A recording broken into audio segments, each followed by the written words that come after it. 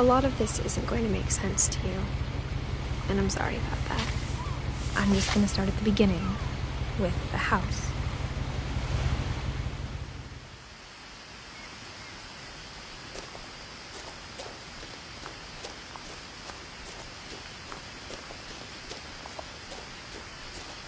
I lived here until I was 11, but I wasn't allowed inside half the rooms.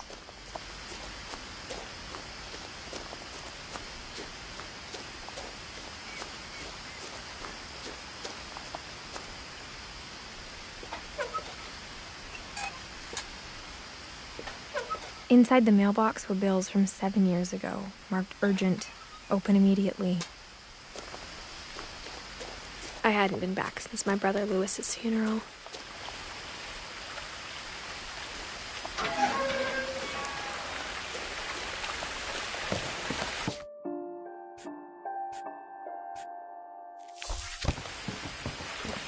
In her will, my mother left me a key, but didn't tell me what it unlocked.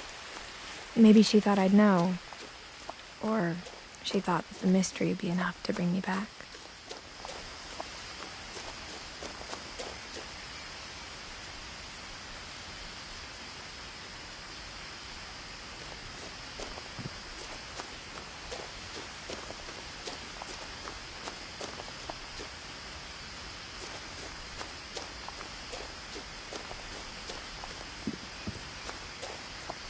No one had driven this way in a long time, but I saw a few hoof prints.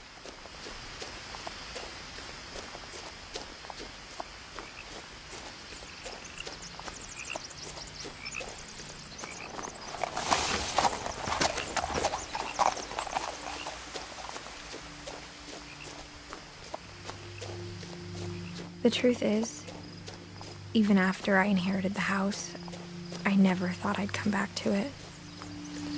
But now I had questions about my family that only the house knew the answers to. The house was exactly like I remembered it, the way I'd been dreaming about it.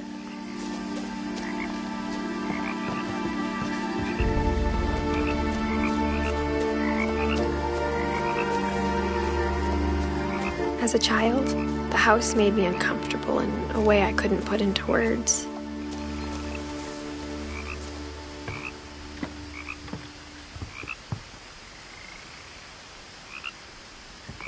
Now, as a 17-year-old, I knew exactly what those words were.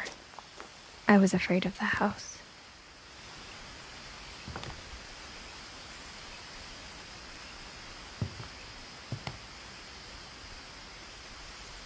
I hoped the key might unlock the front door. It didn't.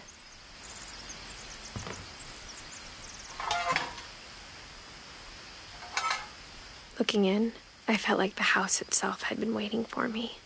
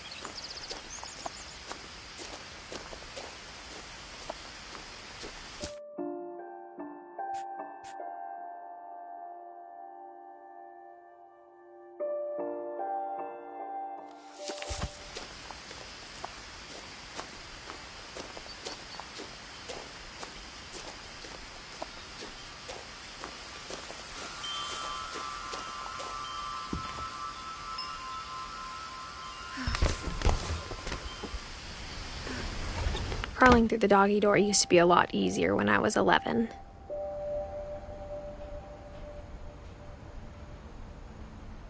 The power had been turned off the night we left.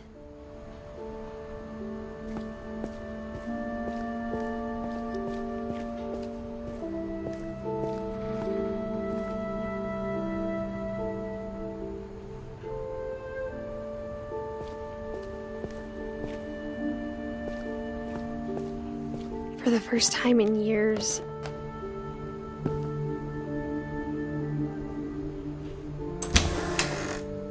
I I felt like I was home. But instead of a family, there were just memories of one.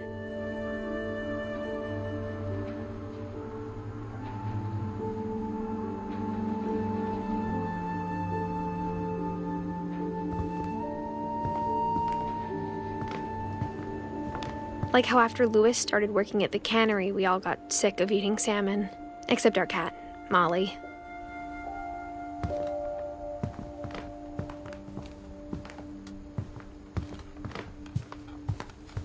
The table was still a wreck from the night we left.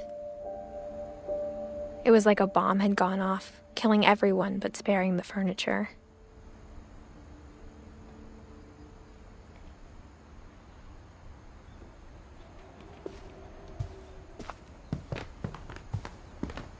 Nothing in the house looked abnormal.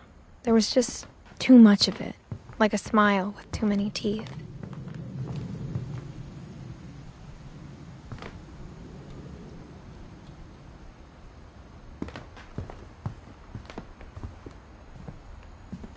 Mom always told me to stay out of the basement, so I wasn't too surprised when the key didn't fit.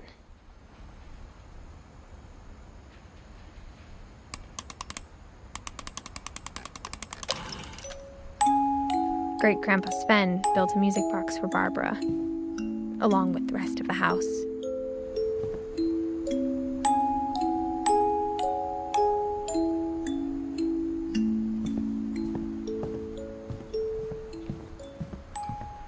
My mom wasn't much of an optimist, but she never stopped believing that my brother Milton was alive.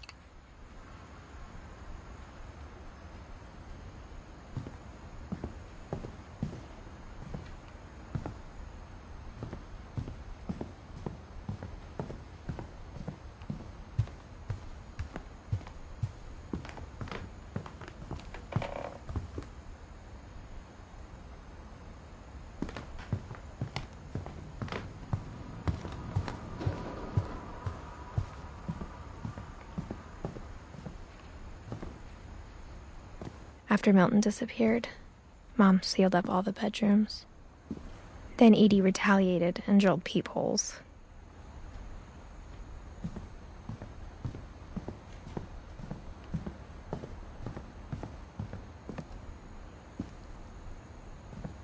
Edie's father, Odin, built the original house.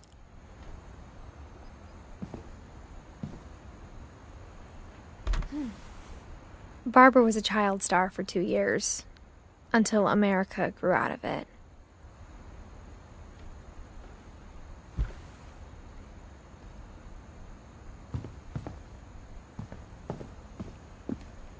Mom must have locked the third-floor stairs on the night we left.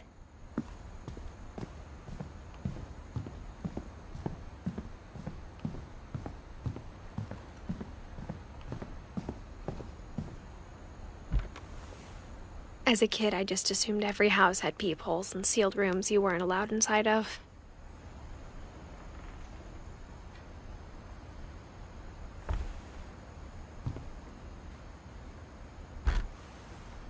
My Grandpa Sam spent 7 years sharing a room with his dead brother, Calvin.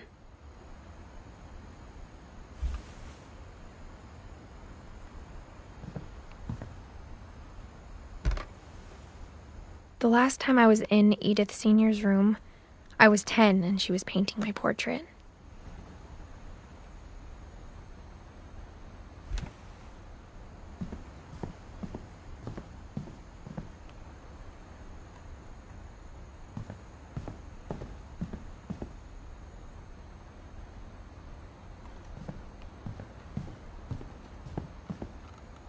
I spent a lot of time playing in Great Uncle Walter's room. I think my mom sometimes regretted not sealing it up.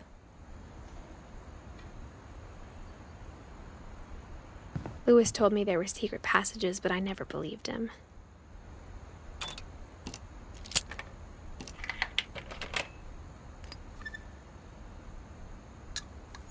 Turns out, my mom was really good at keeping secrets.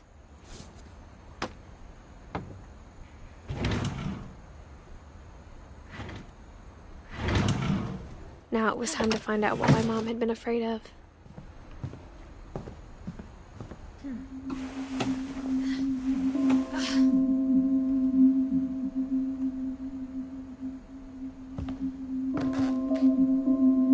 From the paintings on the wall, it was clear my brother Milton had been here before me. Reading this, maybe it sounds like I had a plan.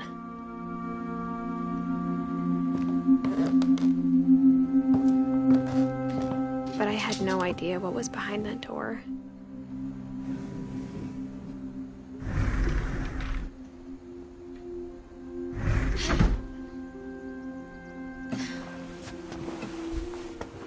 Just like I had no idea where all this was gonna lead.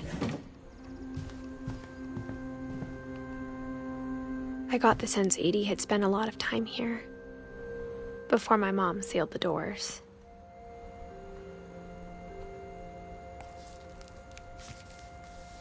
December 13th, 1947.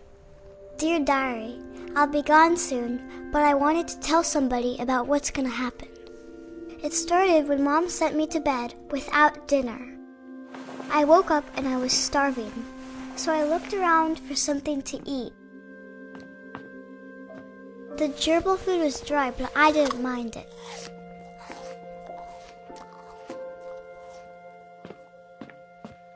My Halloween candy was all gone.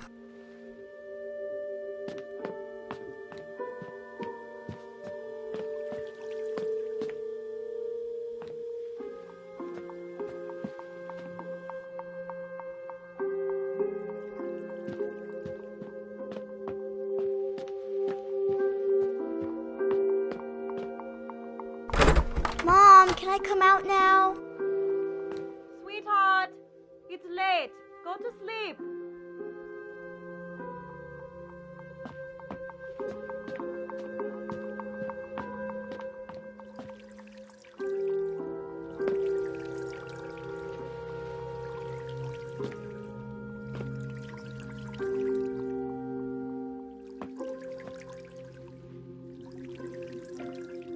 I thought about eating Christopher, but I held back.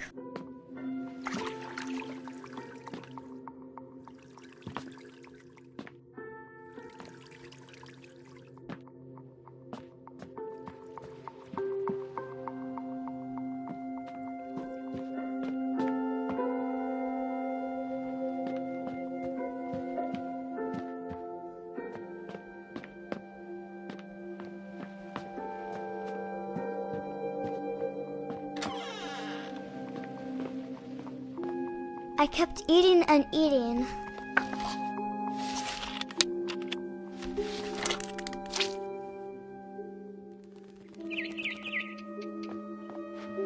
I ate a lot of things that night.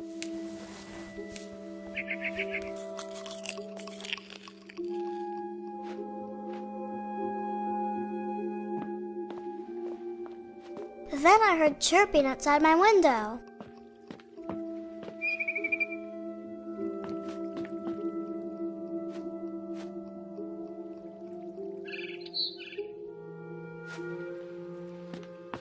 It was a barn swallow going back to her nest. I reached out for her.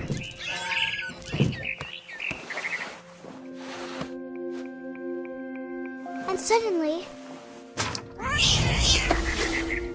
I was a cat.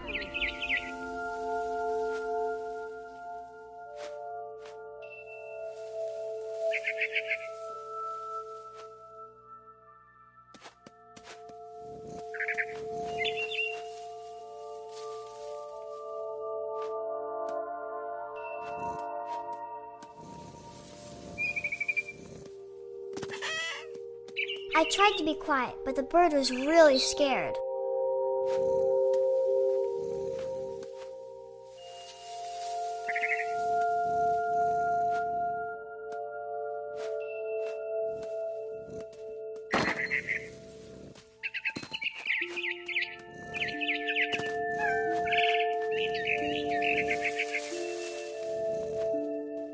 Mom and Dad didn't even look at me.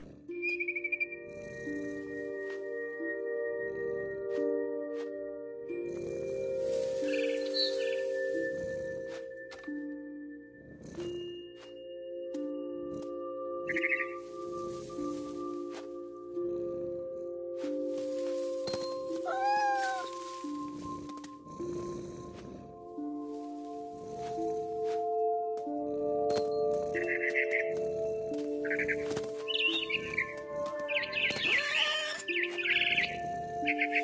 jumped and I almost got her.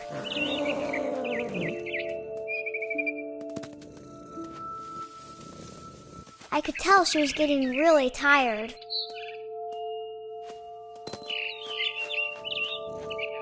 Now I was up in the big tree. I promised Dad I wouldn't climb it anymore. All I cared about was eating that mama bird. I gobbled her up. And suddenly, I was an owl. First, all I heard was the wind. Then I heard little teeth nibbling in the grass.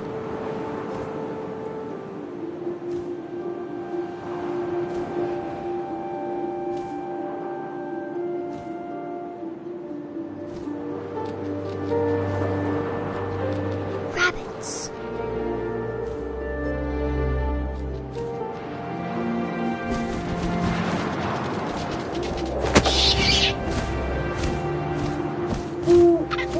I imagined his face looking up and seeing mine through my talons. I swallowed him up, and I didn't chew one bit. Then I flew off to find something bigger.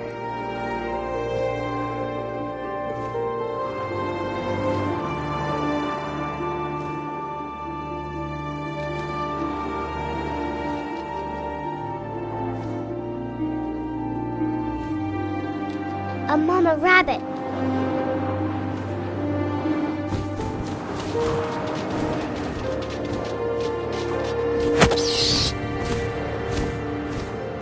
She was almost too big to carry. I started choking, but I couldn't stop eating. And suddenly, I was a shark.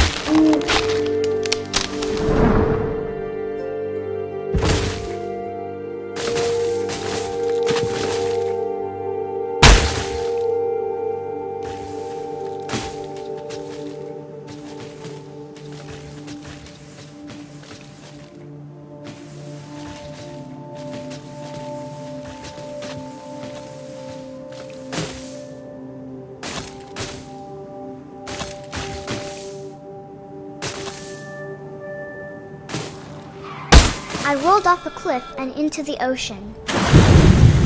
Now, I was hungrier than ever.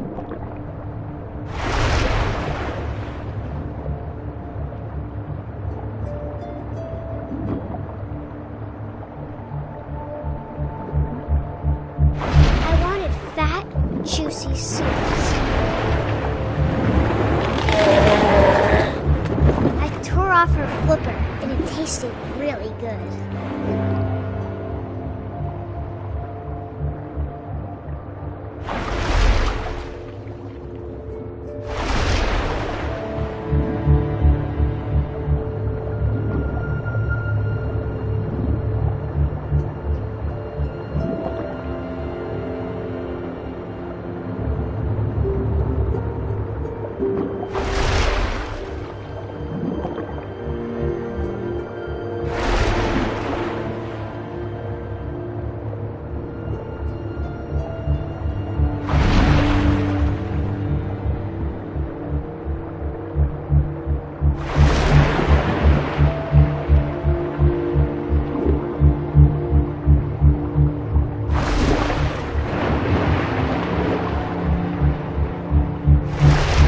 On tight. When I was so hungry, I jumped out of the water. When I opened my eyes, everything had changed.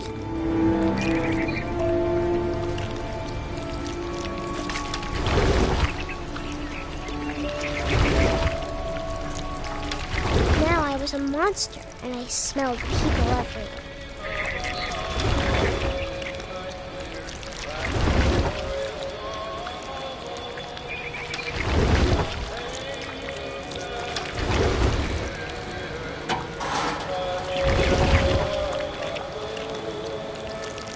I I was big, but I moved real quiet.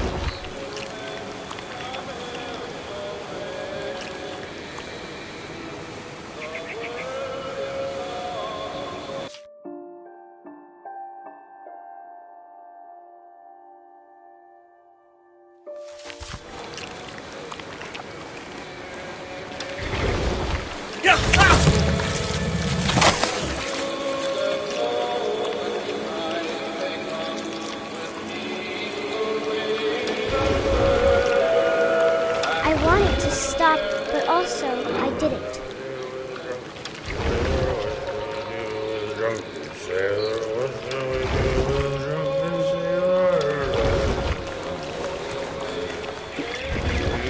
Belly with a rusty razor, belly with a rusty razor, belly with a rusty razor.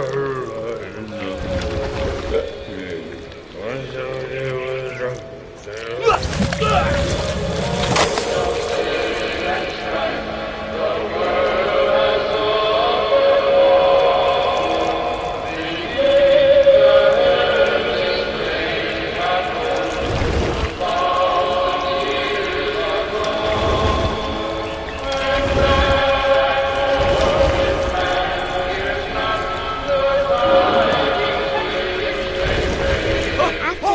Passenger, I was still hungry, and across the water I smelled something I had to have, so I swam towards it.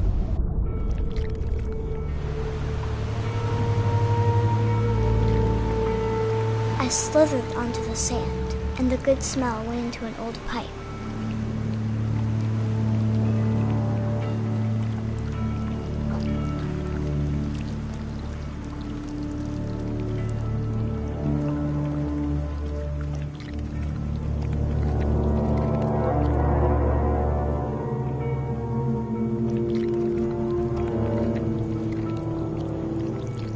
I got closer and closer.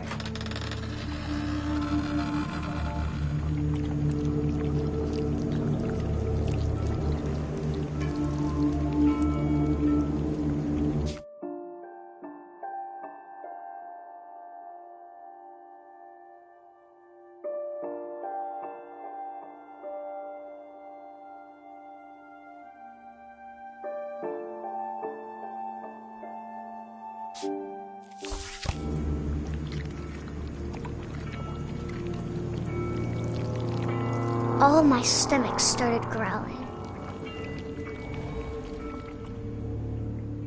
And suddenly, I was me again. I held my breath for a long time, but I couldn't hear anything. I think it's waiting for me to fall asleep. But it's not going to wait much longer. It needs to feed, and we both know I will be delicious.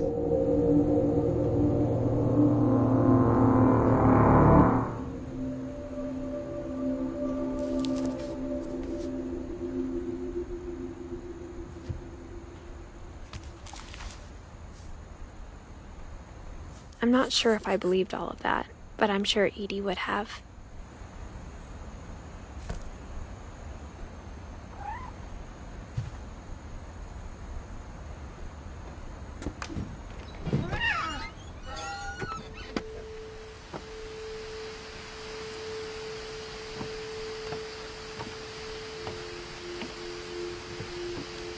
This will be obvious later, but my mom never told me any of these stories. Edie would have, but Mom didn't like bringing up the past. Though, when we adopted a stray kitten, she was the one who named it Molly.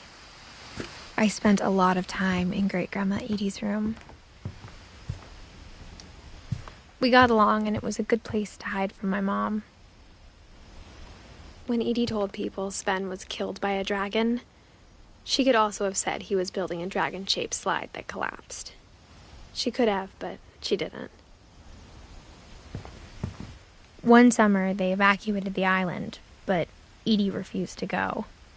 For a few weeks, she was a celebrity.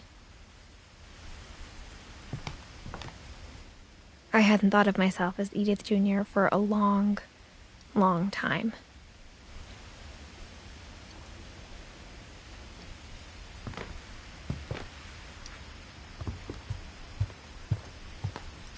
Louis died a week before we left, but Edie had already started to memorialize him. Edie knit me a new pair of gloves every year, just in time to replace the old ones.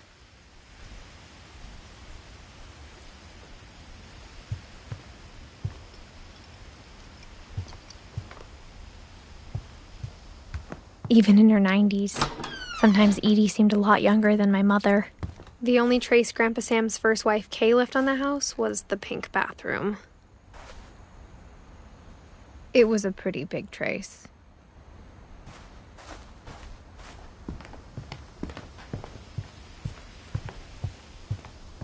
Her room was like a museum. For 500 years, the Finches have been famous throughout Norway for their fortune and misfortune.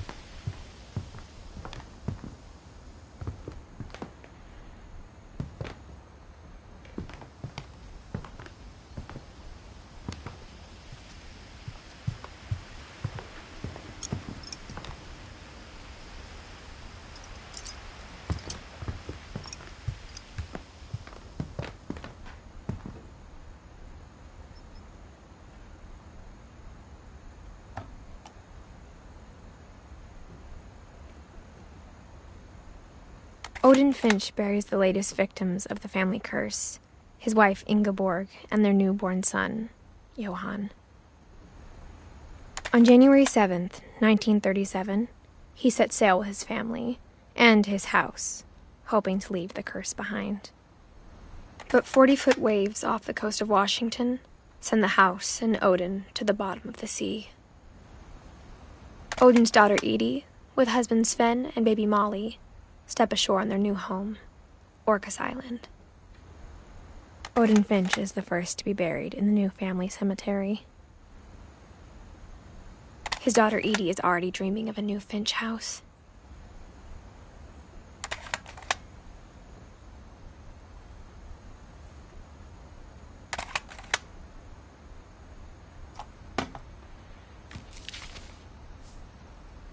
Whatever's wrong with this family, it goes back a long ways.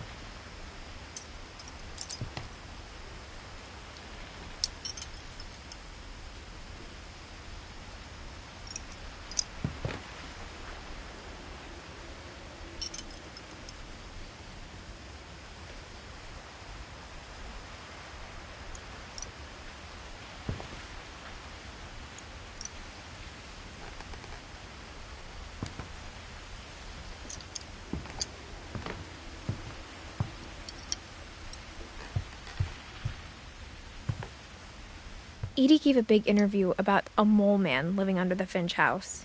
My mom was furious.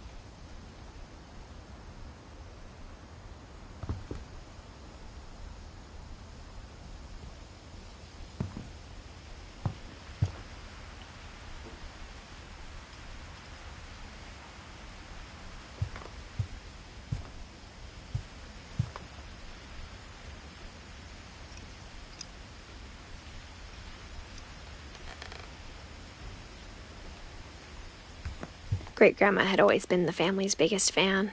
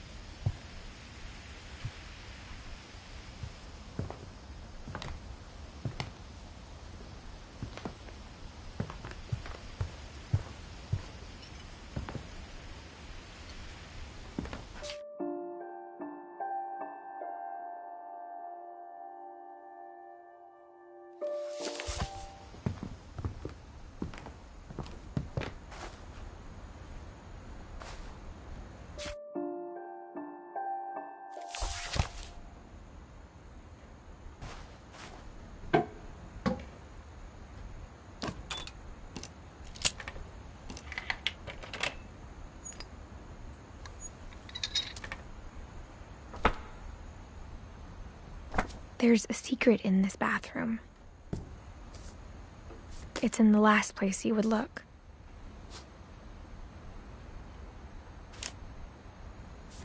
It isn't in the cupboard. It's hidden in this book.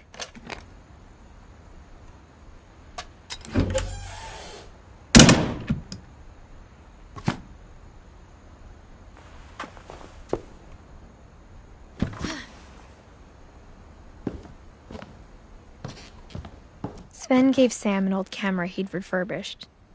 He never put it down.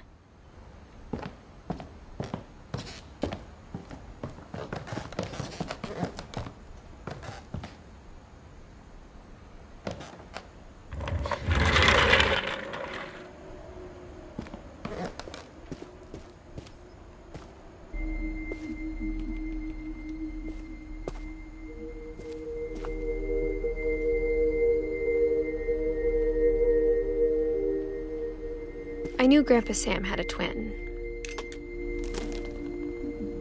and that he never talked about him.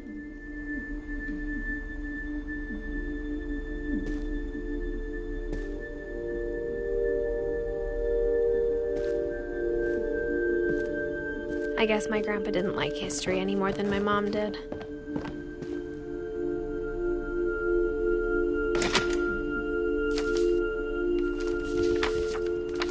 How I Want to Remember My Brother by Sam Finch.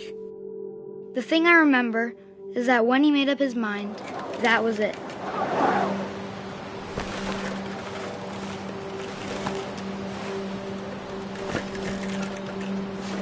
My brother said he'd die before he ate another mushroom, and he did. At Barbara's funeral, we swore we'd never be afraid again, and he wasn't. I think Calvin always wanted to fly.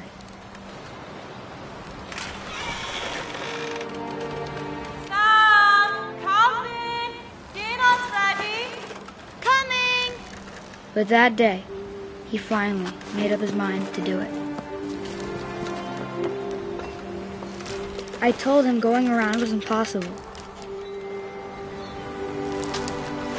Maybe if I hadn't said that,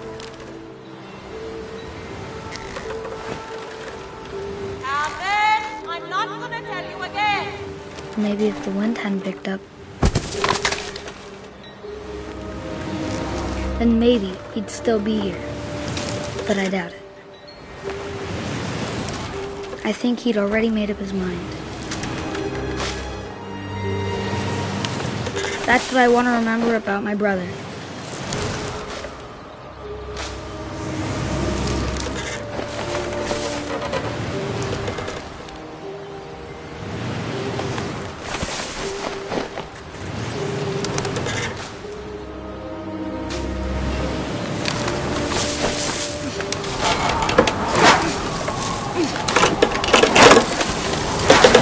The day he made up his mind to fly.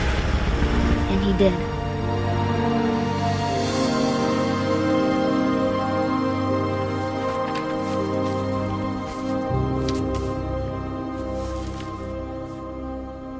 Calvin's story felt strangely familiar.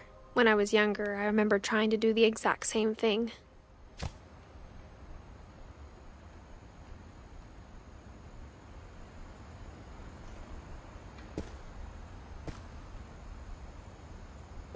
After the funeral, Edie roped off Calvin's half of the room. Mom said Grandpa Sam enlisted at 18 and never set foot in the room again.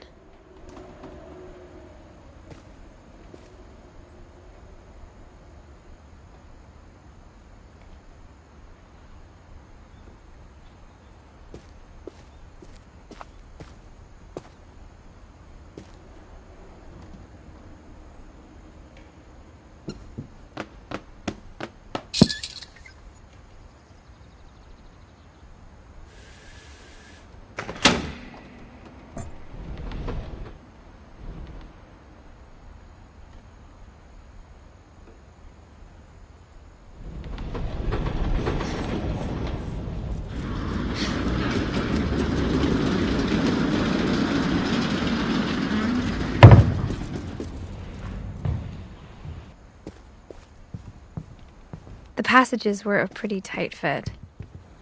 They'd obviously been built for smaller hands and bellies.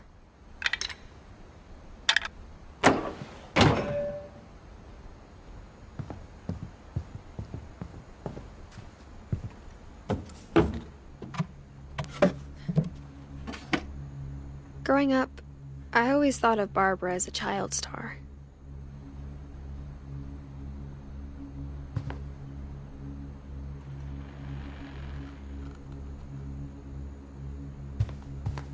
I never thought about how hard it must have been for her afterwards.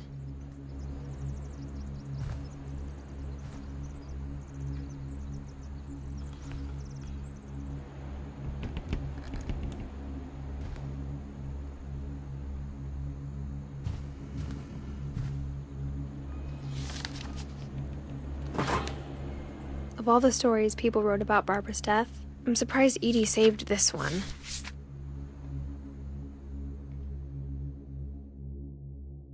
Old Jack here with another ghastly tale inspired by America's most unfortunate family. I'm calling it The Surprise Ending of Barbara Finch. As a child star, Barbara was famous for her scream. Now at 16, she was all washed up. A has-been. But in a lucky break, she'd been asked to perform her signature scream at a local convention for monster movie fans. It was just the boost her career needed. Unfortunately, her scream hadn't aged well. Getting better. I think you just need the right motivation. Her biggest fan and current boyfriend, Rick, was about to demonstrate when... Now that was a great scream. It was Barbara's father, Sven. He'd slipped into a table saw and had to be rushed to the emergency room. So Barbara got stuck babysitting her youngest brother, Walter. Her convention comeback was cancelled. Okay, I'm hearing frustration, but I'm not hearing terror. What if I tried... A gang of hoodlums in Halloween masks have been terrorizing Orcas Island tonight. Police are urging residents to... That came from the basement. You're right! Also, I loved your delivery on that. Why is your basement door locked? Because my dad likes making puzzles and secret passages. There's a key hidden in the music box. The secret is to keep winding and winding until finally the key pops out. Thanks, babe. I'll be back in a sec. 20 minutes later, Rick hadn't returned. So Barbara went to look for him, right on cue. She reached for the music box. And as she wound the key, she listened for Rick, but the house was silent.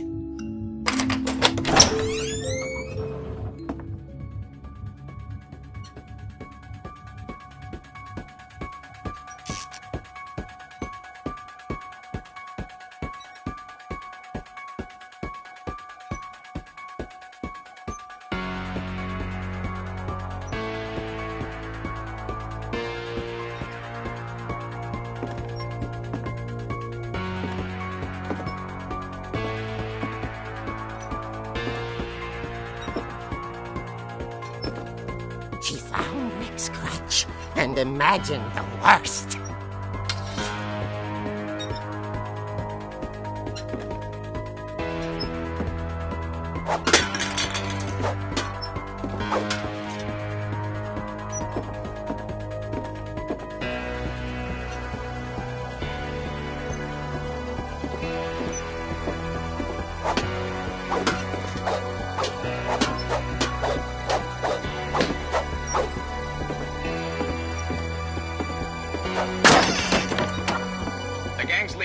Infamous Hookman killer, Dr. Carl Hamill, who impaled and then ate his family 10 years ago tonight.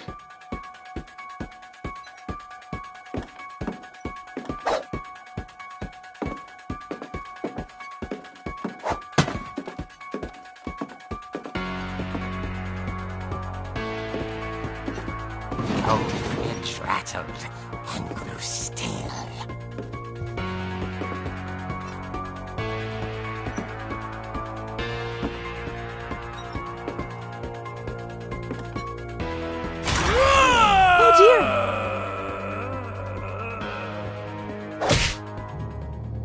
Oh! Rick? relax. I was just trying to scare you to help you find your scream. Well, I'm not scared, Rick. I'm furious. Then act furious. All I'm getting from you now is that you're hurt and confused and She threw him out, but she kept a little something to remember him by. Barb, have you seen my other crutch? And she was still holding it when she fell asleep watching the late picture show. Hours later... Barbara! Walter, what's going on up there? Ah! Okay, I'm coming up, but if this is a trick, you're dead, Walter.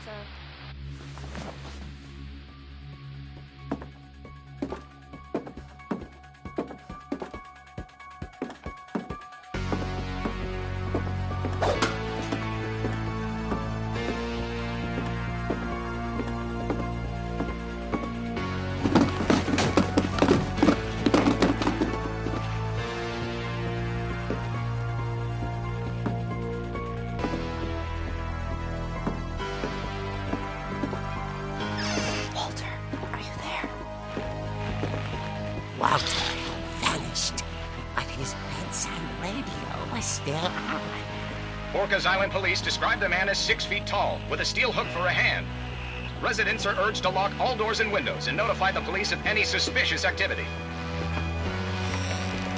Barbara turned, saw the hook man, and was speechless.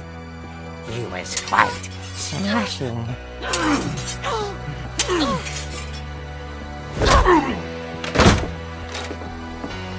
And young he was. He couldn't get enough of Barbara. Okay, Barbara, there's gotta be another way out of here.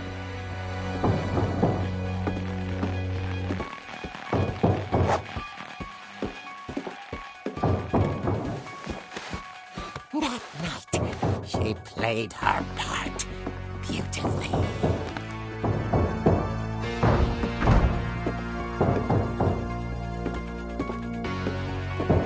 She thought about abandoning Walter, but just couldn't do it.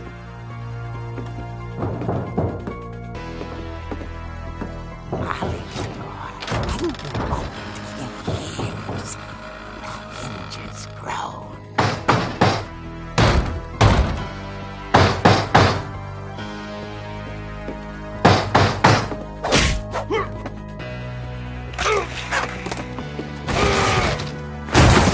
Wasn't moving, but she sensed the story might not be over yet.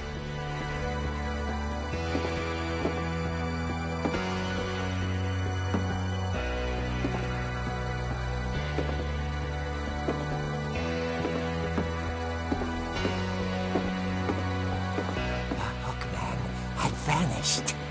She listened for his breathing, but all she heard was...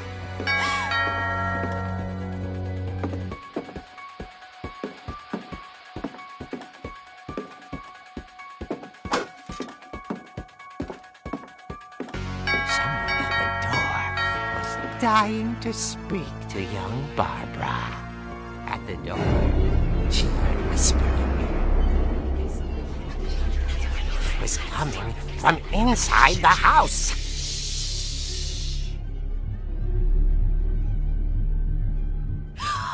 Oh dear.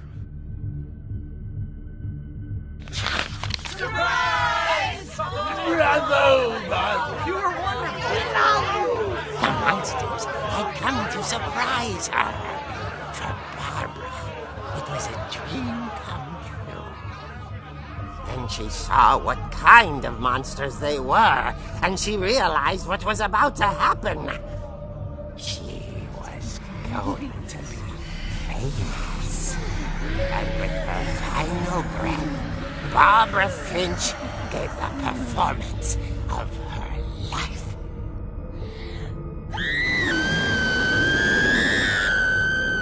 I wasn't there myself, but I hear Barbara was magnificent.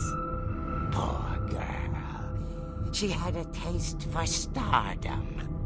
But unfortunately, so did her fans. Of course, the police blamed it all on poor Rick, who disappeared the same night. And little Walter, hiding under his bed the whole time. He took it all pretty hard, but that's another story. As for Barbara, tucked inside the music box is all they ever found of her. Her ear. Now that's what I call a real eerie tale.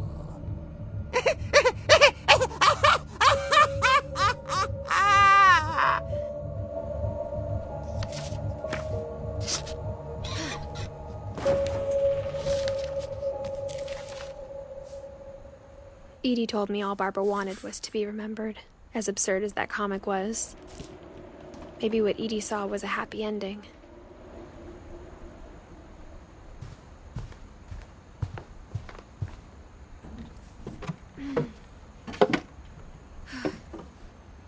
I guess now I know why Mom didn't like me playing with the music box.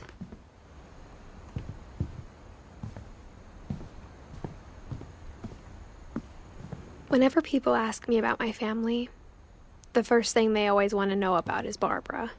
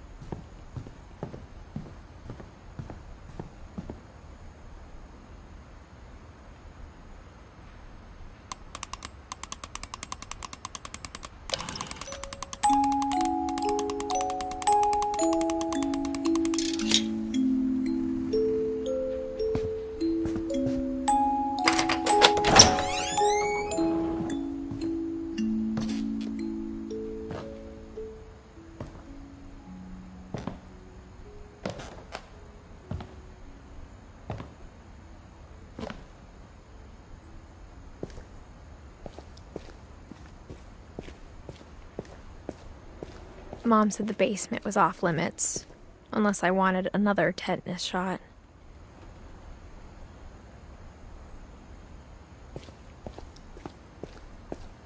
I saw Edie sneak down to the basement once, carrying packages.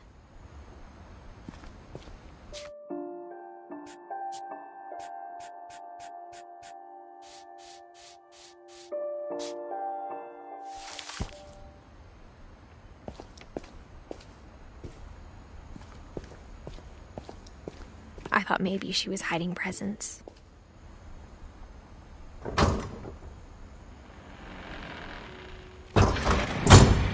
It turned out she was hiding a lot more than that.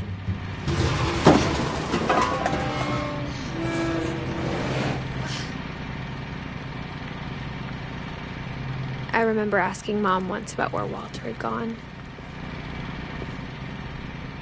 She said after Barbara died, he got as far away as he could. If there's a pattern in all these stories, I think it's that none of us has gotten very far.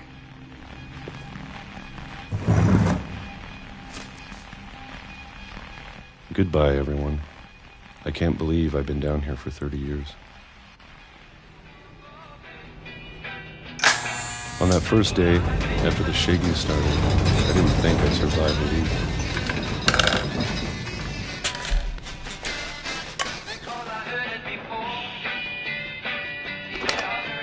But after a few days, I settled into a routine. That's what kept me sane.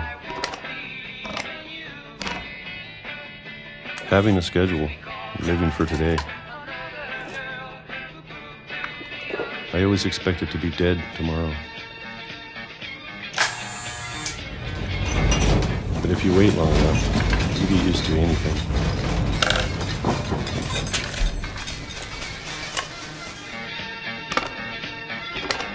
Even a monster on the other side of the door starts to feel normal.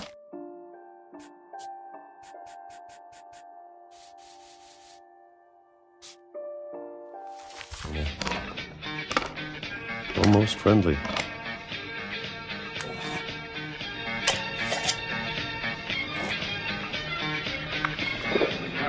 And then one day, everything just stopped. Whatever that thing was, it was gone. Maybe it got tired of waiting. Or maybe I just got tired of being afraid.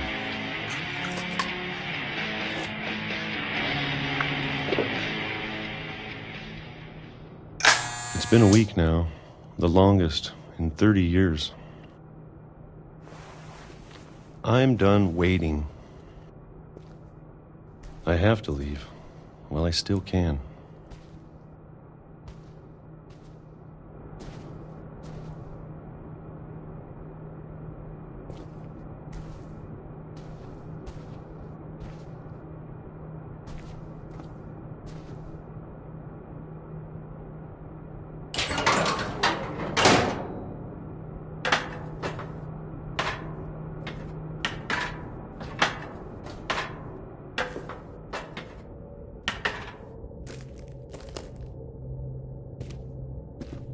I know it's out there, somewhere.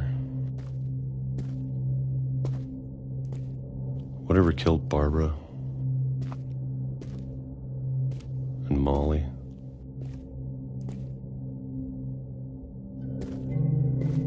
and Calvin.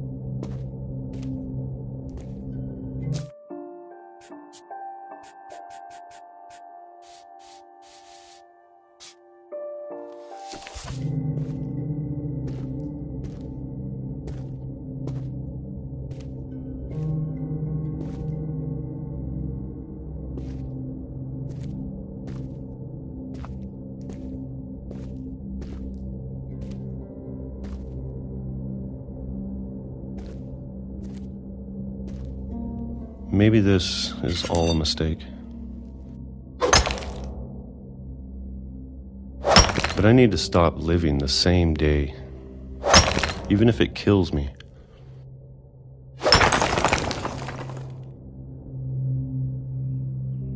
Whatever's out there, I want you to know I'm ready for it. I'm going to appreciate all of it, especially the food.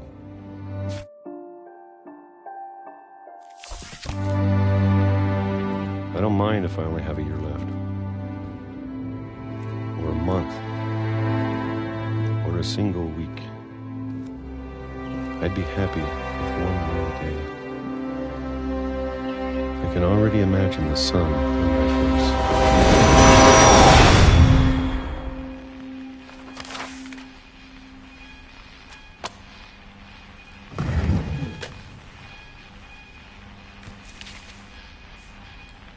Walter died when I was 6.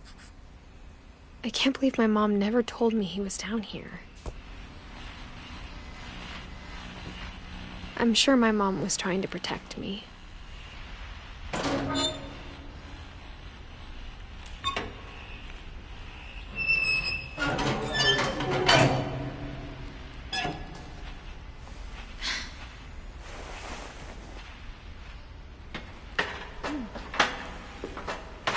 Maybe she was afraid I'd end up like Walter.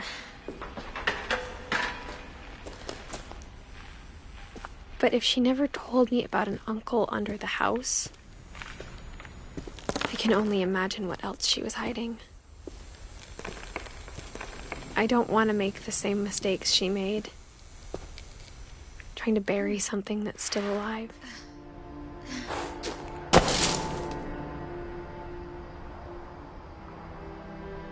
Now that there's only one of us left, or maybe two, I thought it was time I heard the stories for myself and found out what happened to everyone else. But now I'm worried the stories themselves might be the problem. Maybe we believed so much in a family curse, we made it real.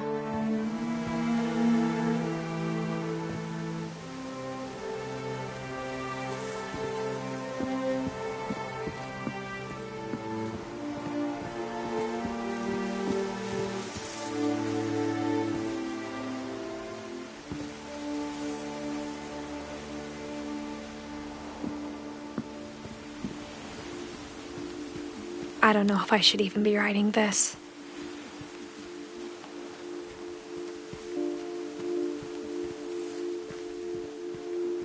Maybe it'd be better if all this just died with me.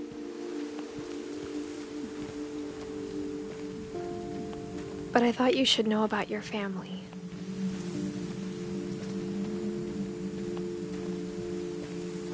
And the history you're a part of. Though to be honest, I feel as lost as you probably do right now.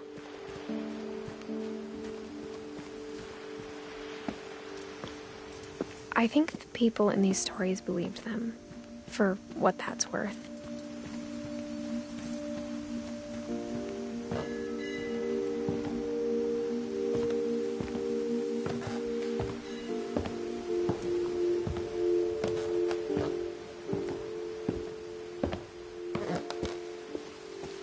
And when you look at the house, that history of imagination and stubbornness and madness, any of it seems possible.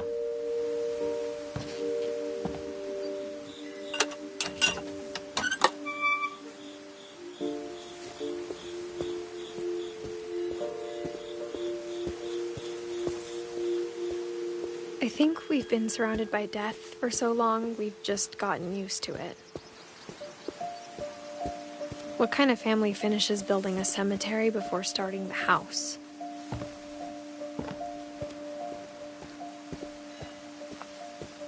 It's embarrassing for me to admit this, but the pet cemetery made me more uncomfortable than the human one. 3 of the gerbils were mine, and 2 had been my fault.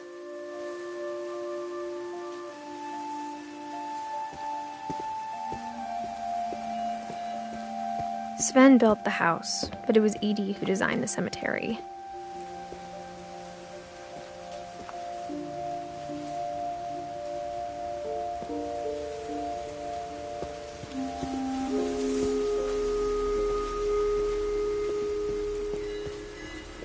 I'm sure Odin's monument had been Edie's idea. My mom was always trying to move on, but for Edie, the past never went away.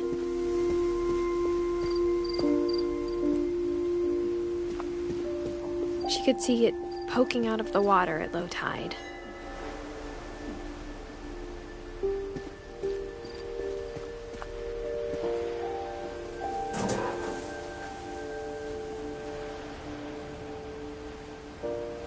Edie said she dreamed about the old house every night.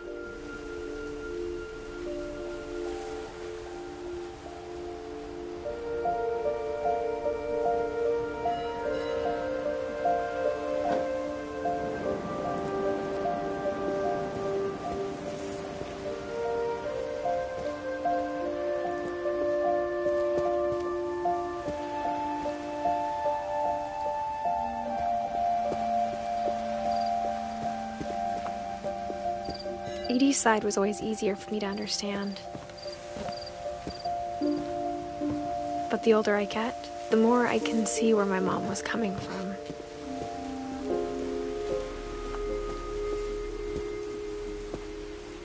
Her dad had been pretty strict, but it wasn't enough to save her brothers. She was just trying to do better.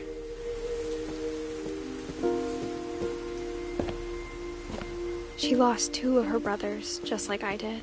I get why she tried so hard to protect us.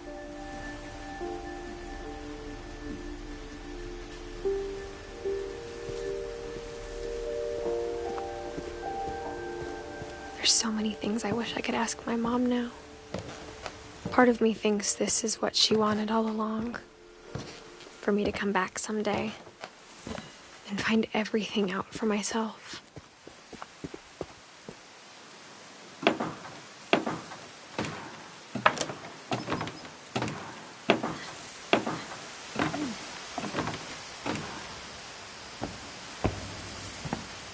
But looking back on it now,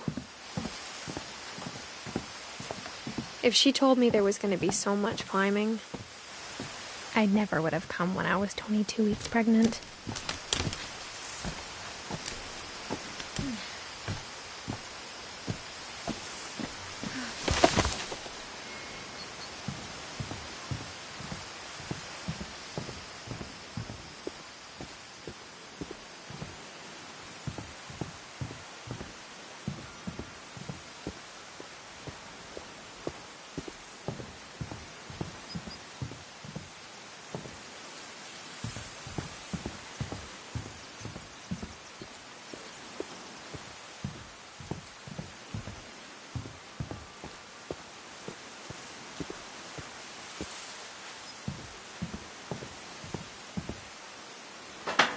I never met Grandpa Sam, but I think he and my mom had a lot in common.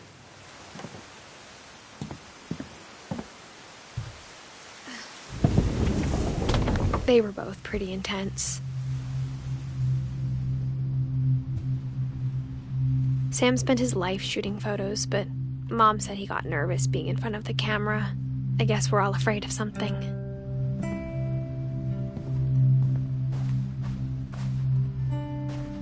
Instead of hiding from death, Sam seemed to go out of his way to meet it.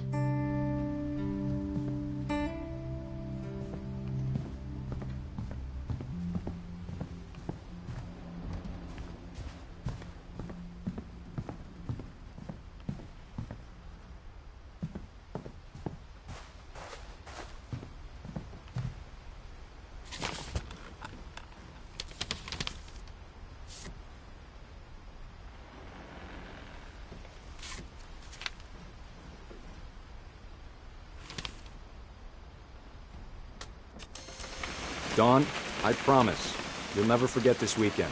Yes, sir. These memories are gonna last a lifetime. Am I gonna have to shoot anything? It's a hunting trip, Dawn. Shooting is strongly encouraged.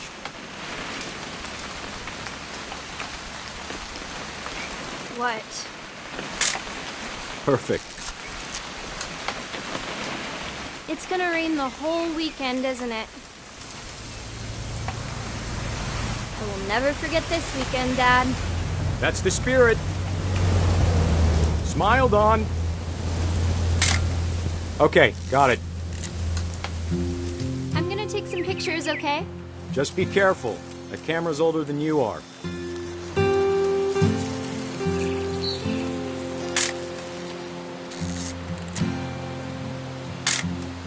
Aw.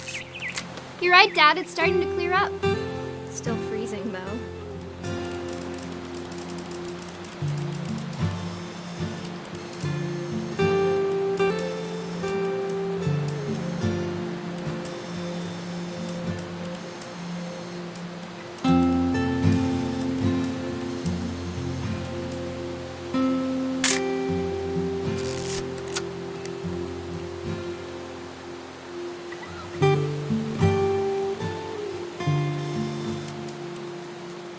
Definitely should not have drunk all that coffee. Hold still while I take a picture of you. I definitely won't be moving. Are you done yet? Hey! That's a keeper. Nothing quite like being outside. I'm just saying, I'm not always gonna be here, Dawn. You'll need to remember this stuff, if you want to survive.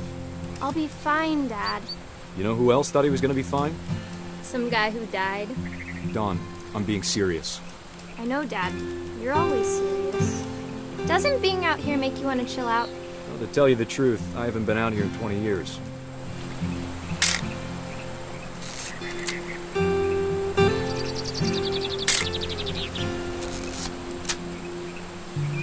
Last time I was with my brother Calvin. Dawn, don't you think you could find something more interesting to photograph? Grandpa Sven taught us how to fish, how to build a fire. We found an old logging trail. There were deer everywhere. I bet if I could remember where that trail was, we'd spot a buck for you in no time. Give me a minute to check the map.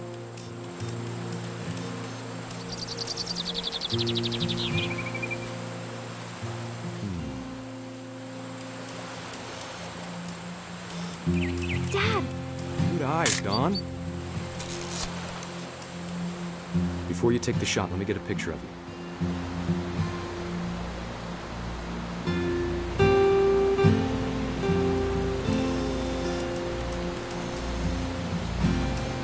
Dad, I... Just... Let me get behind you. Do I have to do this? Dawn, you don't have to do anything. But if you want to survive, you'll need to be strong. Great shot, Dawn!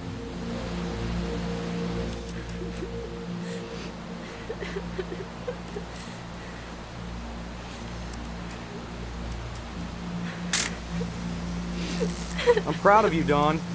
Always remember that, okay?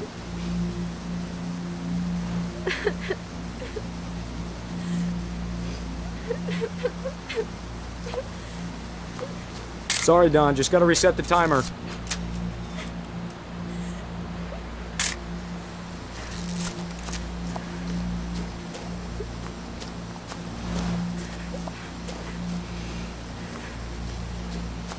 Dad, it's twitching. I think That's it's totally normal, Dawn. Just focus on the camera. Try not to think about... Dad!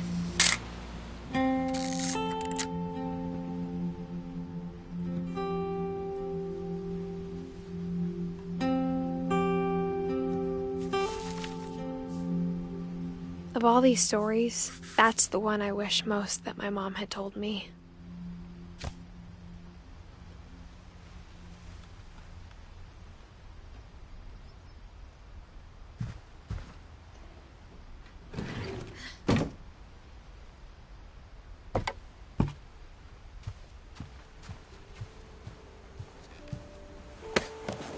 After Sam died, my mom and Edie got really close. They'd both lost a lot.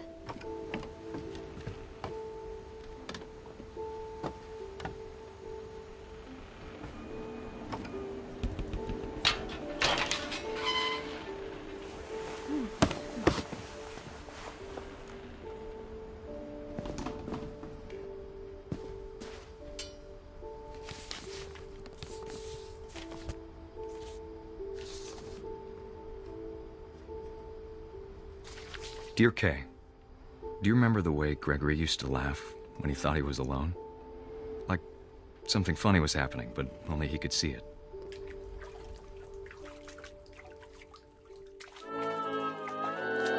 I think he saw things the rest of us don't.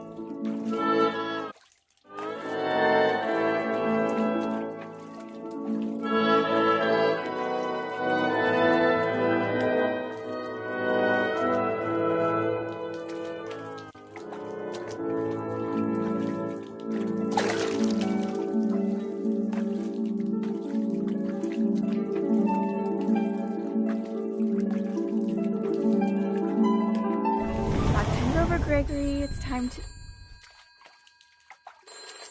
Hold on, sweetie. Hello? Sam, I told you I don't want to talk right now. I wonder what he saw.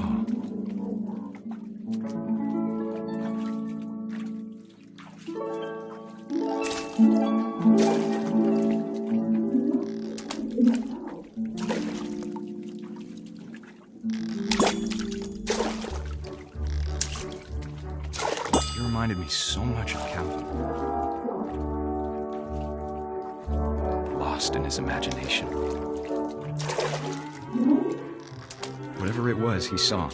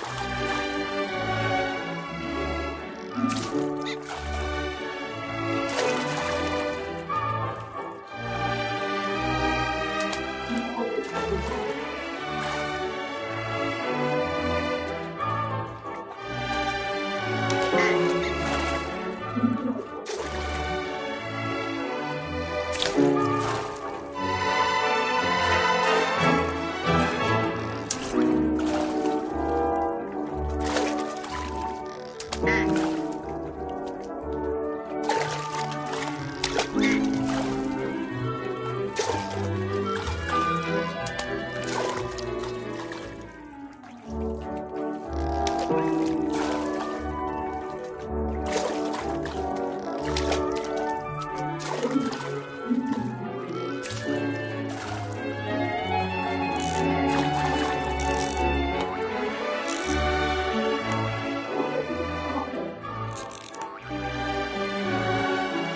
sure made him happy.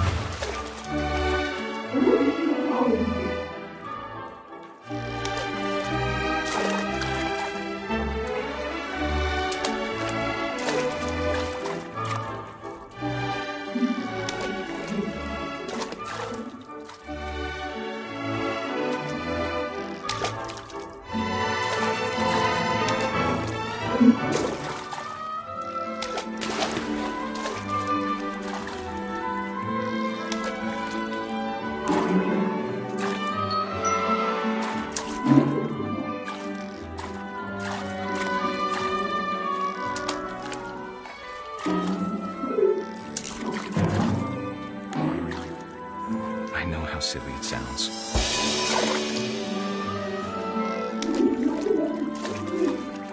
That I'm worried about a baby being too happy.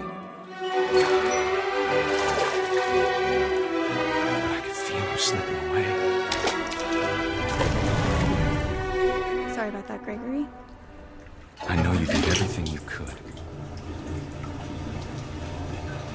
Maybe if I hadn't called that night. Damn it. Hold on, I don't want Gregory to hear this.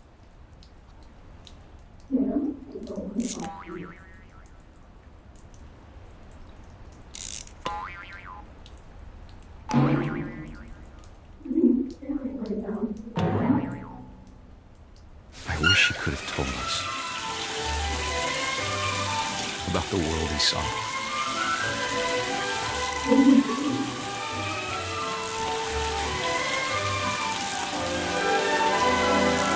There's so much I don't understand about Gregory, about everything.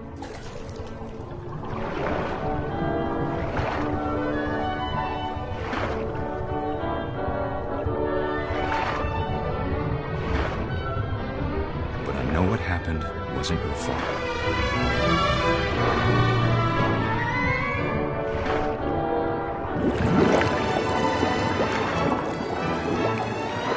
I'm sure he's happy.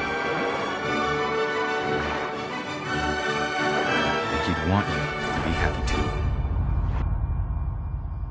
Good luck, Kay. Love, Sam.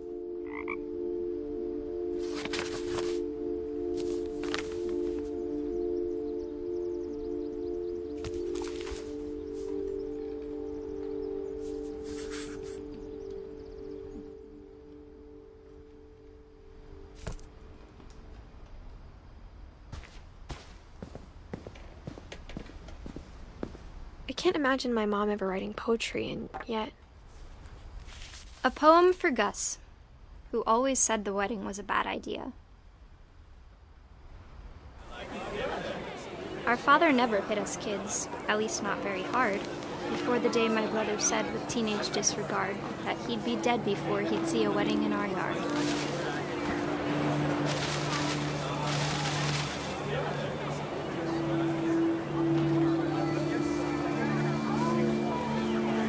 My father made him come, of course, but Gus stood far apart, just flew his kite and bottled up the storm inside his heart.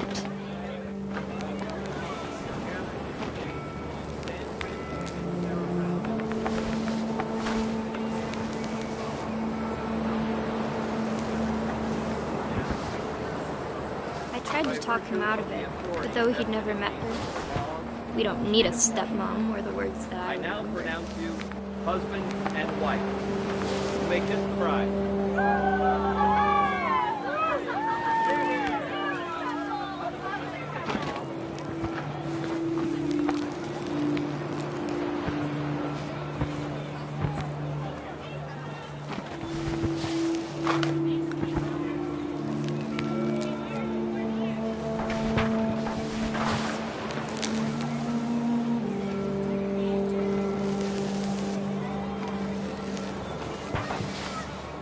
When When the time for photos came, Dad ordered him to Come here.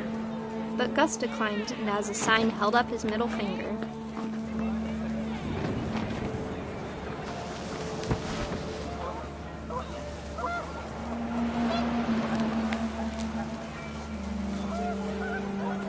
The wind picked up, and panicked geese appeared and quickly went. But all the humans did that day was go inside the tent.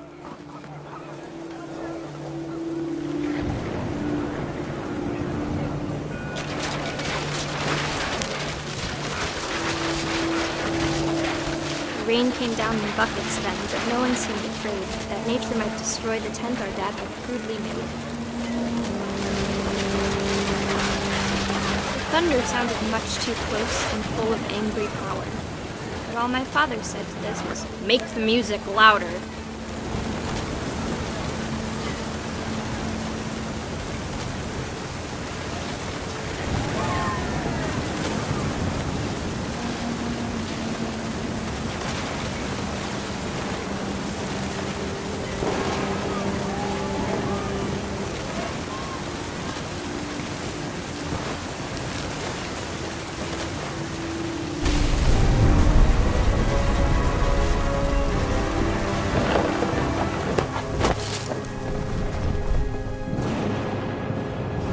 I wish that I could truly say I thought about you on that day. Out there on the beach alone, just you, the wind, the sea, and foam. But I didn't, until we found you.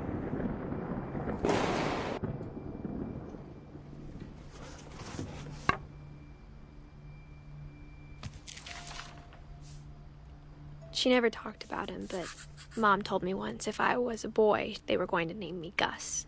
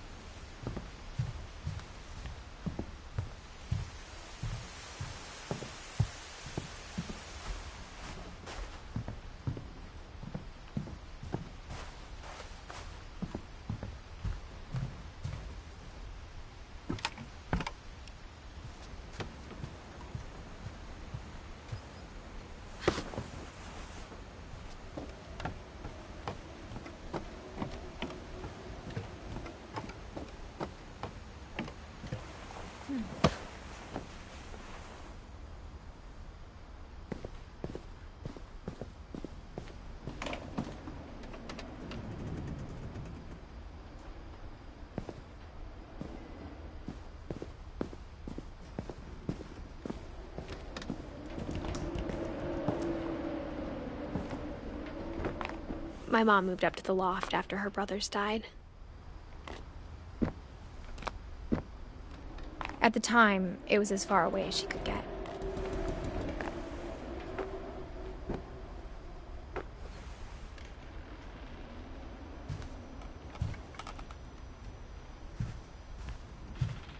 She spent a summer building houses in Calcutta, where she met my dad, Sanjay.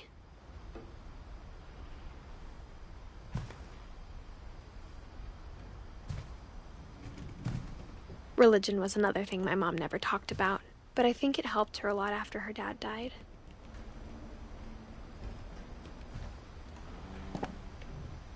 My mom moved to India a week after graduation and got a job teaching English. Louis was born a year later.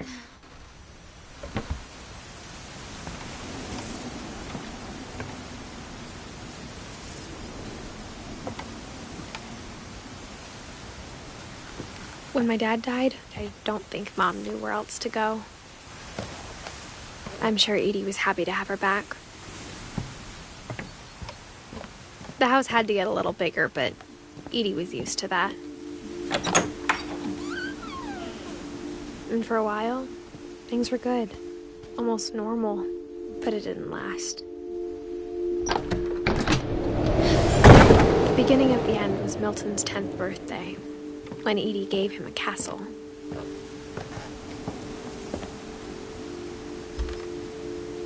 After Milton disappeared, the only thing he left behind was a room full of paintings.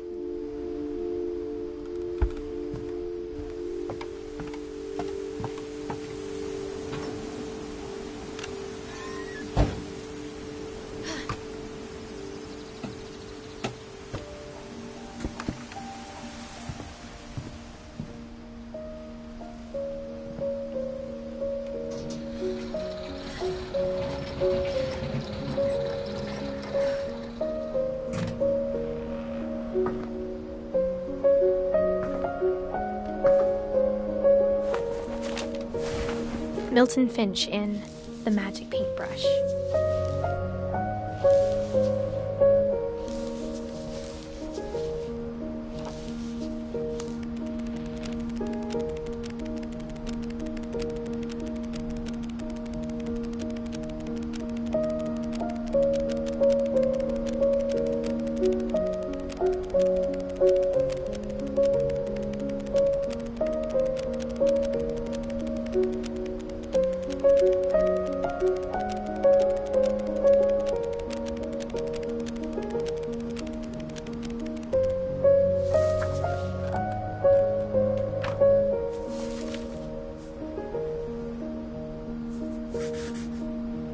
I was 4 when Milton disappeared.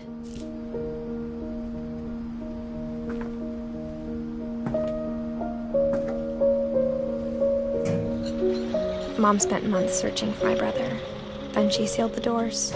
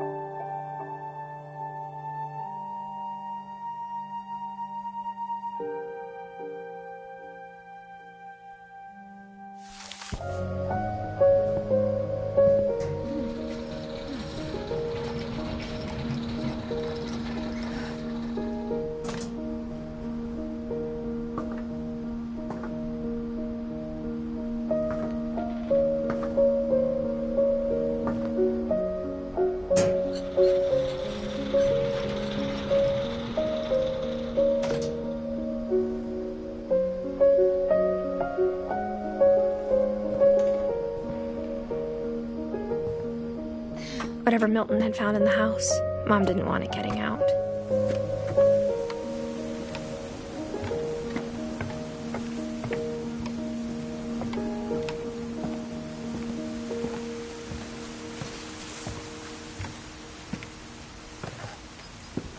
Mom definitely blamed Edie, but I think Louis blamed himself. After he graduated, he just spent more and more time in his room, until Mom got him a job at the cannery.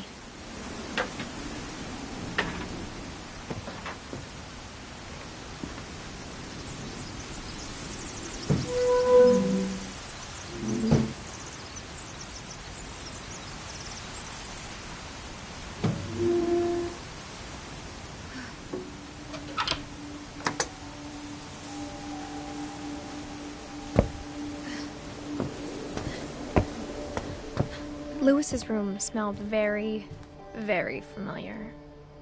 That part of him lived on. Lewis and I spent a lot of time playing games together, but he was surprisingly bad at them. He died a lot.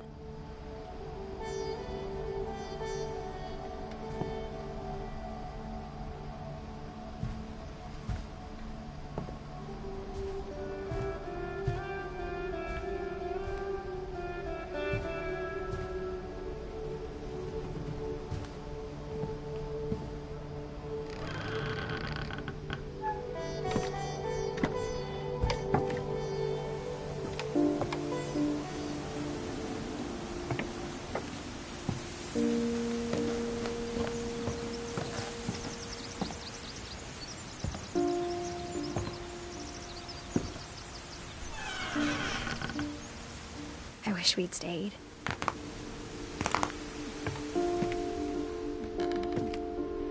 But I understand why we left.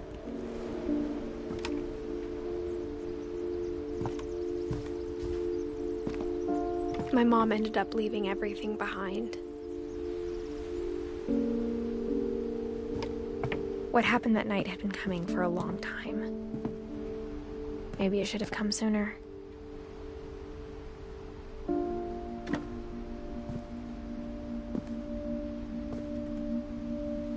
But it had to end one way or another. All that's left now is to tell you about that last night.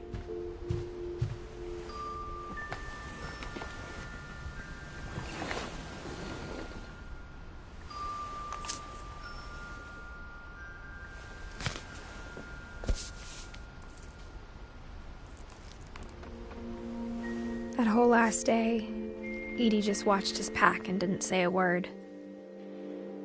Until supper, when she raised her glass and said, "To our final night together, and all our final nights apart." Grandma, you know what I said about alcohol. Some of your medications are very Edith, specific. I left a present for you in the hallway. Why don't you go open it? The grown-ups have to argue now. I'm sorry, you're right. We're all leaving tomorrow. Let's just enjoy our last... I'm not leaving. Edith, you're excused.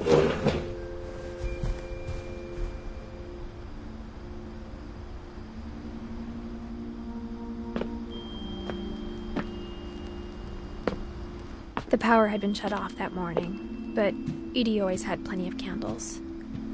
When my mom sealed the library, I don't think she knew about the other entrance, or that Edie had a key to it.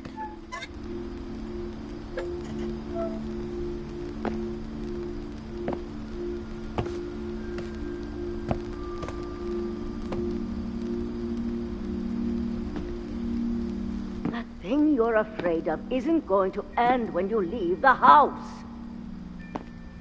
Edith has a right to know these stories. My children are dead because of your stories. I think it's best if Edith and I leave tonight. We'll have the nursing home send a van for you in the morning, okay?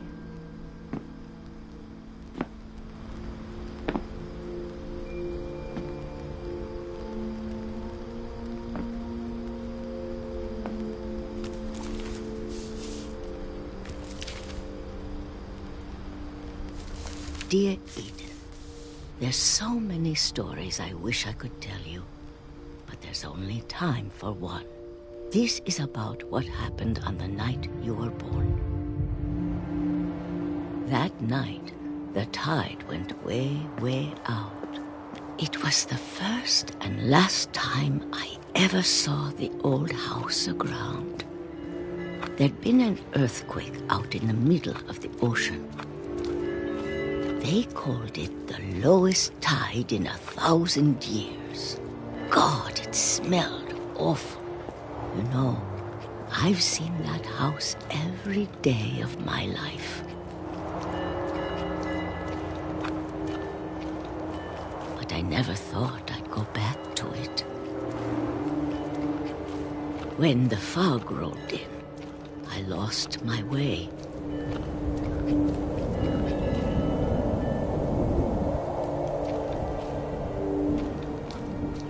got turned around.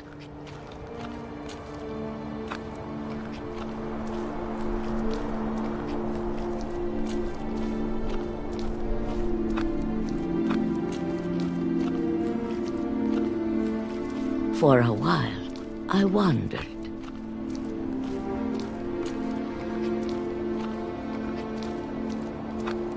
I started seeing things.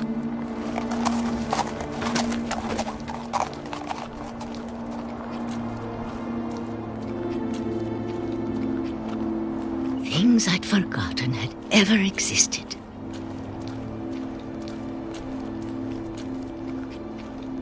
But when I saw them, they felt like old friends. That night, a lot of things came back to me.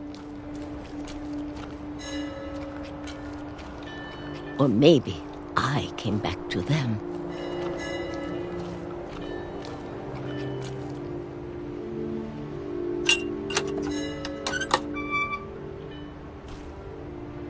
Things I can't explain, but that I need you to try and... Edith, what are you doing in here? It's mine. Edith! Mom, you're gonna rip it! Let go! I kicked and screamed, but Mom dragged me to the car. I never saw Great-Grandma Edie again. The next morning, the van came to pick her up, but she was already gone. After that, we moved around a lot.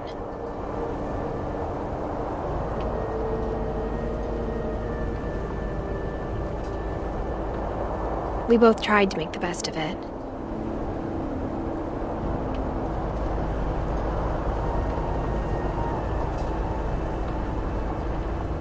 A few years went by.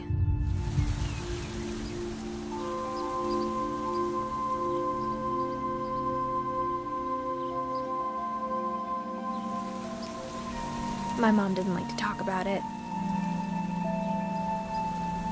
but she started getting sick a lot. The rest happened pretty quickly.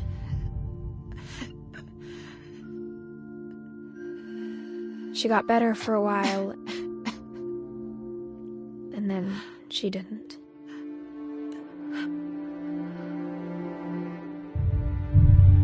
And then I was alone. The last Finch left alive.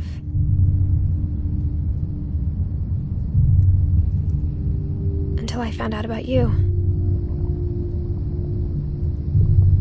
I'm still not sure what to tell you about all this. If we lived forever, maybe we'd have time to understand things. But as it is, I think the best we can do is try to open our eyes. And appreciate how strange and brief all of this is. This journal was supposed to be for you. But now I hope you'll never see it. I just want to meet you and tell you all these stories myself. But I guess if you're reading this now, things didn't work out that way.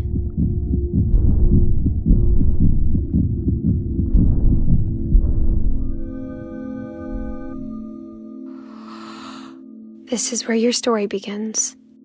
I'm sorry I won't be there to see it. It's a lot to ask, but I don't want you to be sad that I'm gone. I want you to be amazed that any of us ever had a chance to be here at all. Good luck.